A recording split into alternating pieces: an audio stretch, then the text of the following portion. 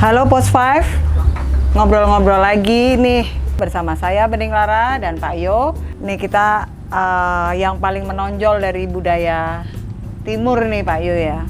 Ini di sisi lain aku tuh mengagumi budaya Timur yang sopan santun, kemudian mudah menolong orang, kemudian ramah tamah, kemudian helpful lah ya. Bentar-bentar pengen nolong orang nih, bahkan belum diminta udah. Kayak tadi pagi nih saya makan pagi di hotel nih Pak Yo. Kan ngantri nih ya, kan ngantri. Terus saya lagi ngambil bubur ayam nih, mau ngambil buburnya. Nah, saya baru ngambil buburnya, tiba-tiba ada orang yang ngantri di belakang saya ngambilin sendok buat saya. Kalau di budaya Barat, ini kan nggak boleh ya, karena ini hal pribadi. Tapi bagi orang Indonesia dia dengan senang hati, dan saya karena dia memberikan sendok dengan tersenyum, saya terima. Cuman kalau ada juga rasa begini, aduh ini sendoknya bersih apa kotor gitu. Demikian bangsa kita ini sangat ingin melayani banyak orang. Ini kadang nih Pak Yo, ujung-ujungnya jadi jadi orang-orang itu lemah. Bukan positif lagi. Bukan positif lagi. Jadi dia sulit berkembang. Dia kalau kita ajak untuk kita kasih tantangan dalam pekerjaan, nggak enakan gitu kan. Nah, ini munculnya dari mana sih Pak Yu? Ya, ini komentar simpel saya sebenarnya. Apapun juga yang bagus, kalau kelewat, kebablasan, tidak sesuai porsinya, tidak pada tempatnya, jadi nggak benar juga kan. Bahwa budaya sopan santun atau mudah menolongnya orang-orang Timur itu sesuatu yang bagus sekali. Tapi kalau makin kesini jadi kebablasan, itu dibelain habis-habisan. Pokoknya kalau nggak sopan malu-maluin gitu sampai begitu, itu sebenarnya juga jadi sesuatu yang buat anak-anak zaman sekarang ini apa sih? Tapi karena derasnya omongan itu dari orang tua tiap hari, sebenarnya anak ini menolak harus gitu. Sopan tapi gitu ya. Di bawah sadar dia akan lakukan itu, dan makin dewasa, makin besar otaknya dia mengatakan bahwa nggak perlulah rasa kayak gitu berlebihan. Tapi kenyataannya spontannya bekerja, ya kan? Bawah sadarnya bekerja. Jadi ya menurut saya ini jadi sesuatu yang kebablasan. Nah, nih batas etika berarti ya sopan santun nih ya Pak Yo, karena kan kita juga tidak bisa mengcopy begitu saja budaya orang asing ya, yang dimana batas etikanya berbeda gitu kan. Kadang kalau kita pergi ke suatu daerah nih Pak Yo, ketemu sama orang Indonesia nih, kita kan ditanya, Ibu putranya berapa gitu kan. Nah ini sebenarnya kalau kita di budaya Western, ngapain sih lu urusan sama anak gue gitu ya. Nah ini batas antara etika yang perlu dipertahankan dengan yang kebablasan tuh taunya dari mana ini Pak Yo? Iya. Jadi yang pertama itu sebenarnya adalah seringkali kita merasa kalau nggak menyapa nggak sopan. Artinya ada rasa bersalah yang waduh salah nih gua nggak menyapa gitu. Terus menyapanya apa ya? Dia create lah untuk menyapa. Nah, jadi sebenarnya bukan create sapaannya yang keliru, tapi rasa bersalahnya itu loh. Yang mestinya tidak sampai kepada beban bahwa kalau nggak sopan terus salah. Itu setuju nih Pak Yo. Salahnya itu loh, jadi rasa bersalah. Ini saya temukan juga nih di lingkungan kantor. Teman saya itu pinter banget, kalau nggak salah dia S3 lah ya. Cuman ketika meeting dia tuh sering, ini lagi meeting nih, harusnya kan orang kasih ide, kasih pemikiran ya. Nah dia itu lebih banyak diam gitu kan. Ketika aku tanya, loh kamu kan tahu pakar ahli ini. Terus dia bilang, aku tuh nggak enak kalau mau usul. Lo gak enak sama siapa? Gak enak sama bos, sama nanti dikirain aku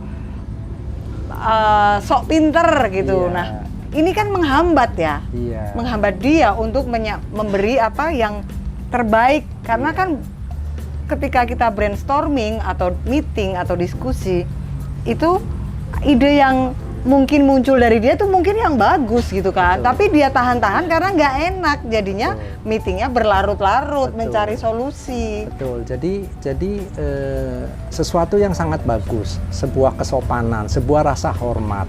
Tapi kalau di embel-embel tadi, yang pertama ada rasa bersalah kalau nggak lakukan. Yang kedua ini malah tidak dia lakukan karena merasa takut. Jadi salah, takut, padahal etikanya bagus gitu. Lah kalau etikanya bagus, karena waktu dia terima etika ini sebenarnya ada unsur dipaksa dan terpaksa.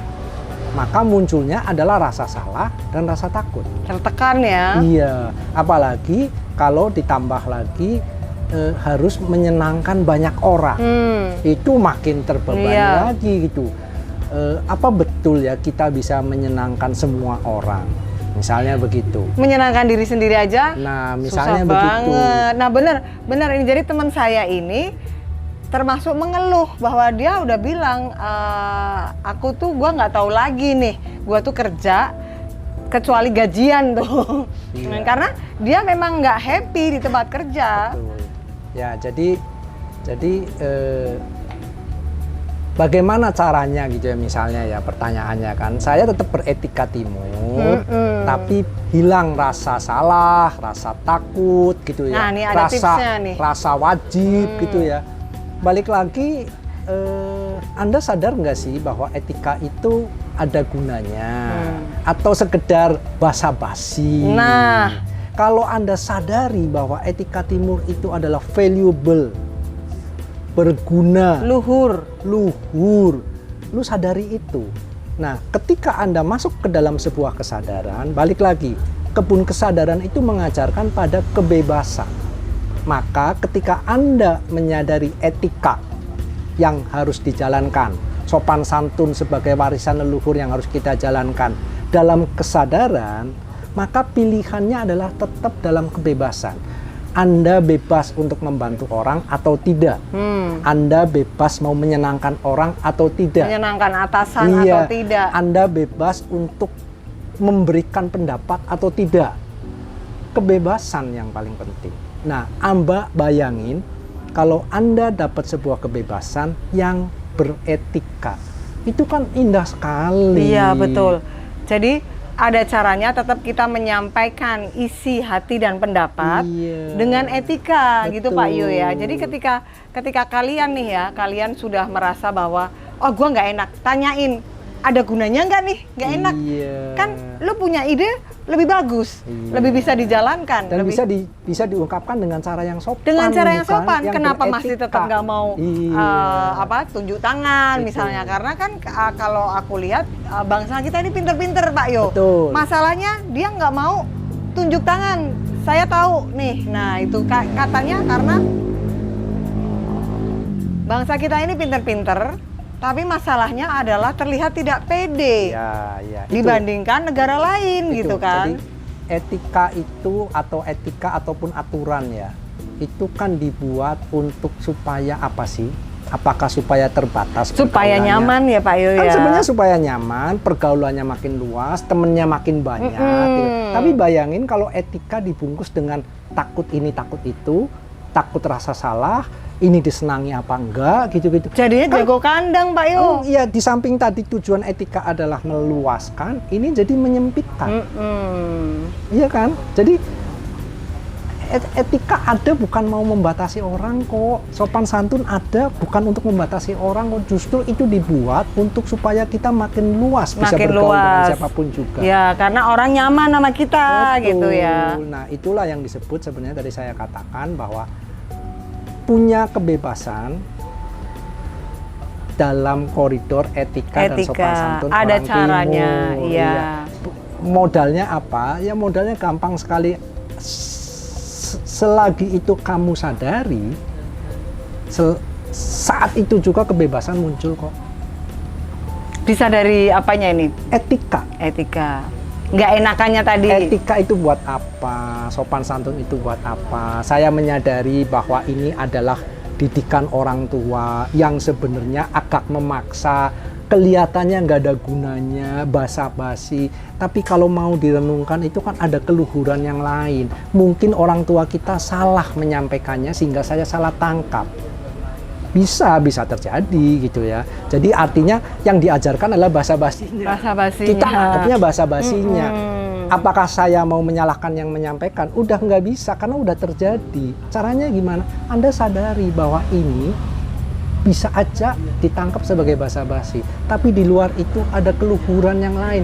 Once kamu sadari itu, kamu akan dapat kebebasan dalam koridor Anda tetap orang timur yang beretika.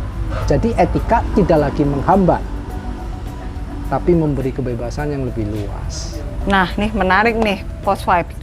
Jadi etika atau budaya timur yang serba nggak enakan, kemudian juga menjaga perasaan orang itu ada gunanya.